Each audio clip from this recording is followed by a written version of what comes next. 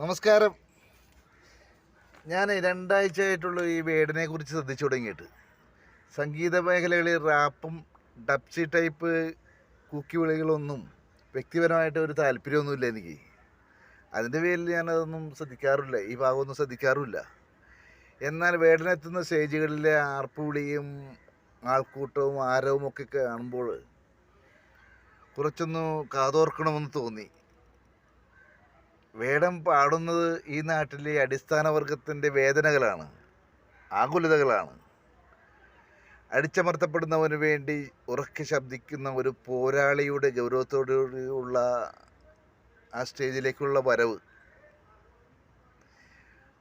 അവനെപ്പോലൊരു പയ്യനിൽ നിന്ന് പ്രതീക്ഷിക്കാൻ സാധ്യതയില്ലാത്ത വ്യക്തമായ രാഷ്ട്രീയ കാഴ്ചപ്പാടുകൾ, ഫാസിസത്തിനെതിരെയുള്ള ചങ്കൂറ്റമുള്ള വർത്തമാനങ്ങൾ തുടങ്ങിയ പറച്ചിലുകളുണ്ട് സദസ്സിനെ അവൻ കയ്യിലെടുക്കുകയാണ്.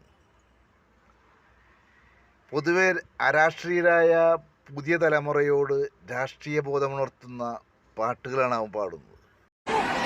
കാടുകെട്ടവന്റെ നാട്ടിൽ ചോറുകെട്ടവൻ മരിക്കും, കൂറുകെട്ടവൻ ഭരിച്ചാൽ ഊഴികെട്ടവൻ മുടിക്കും.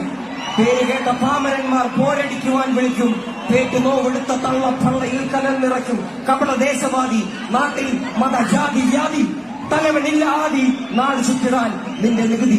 വാളെടുത്തവന്റെ കയ്യിലാണ് നാടുപാതി, വാക്കെടുത്തവൻ ദേശദ്രോഹി തീവ്രവാദി.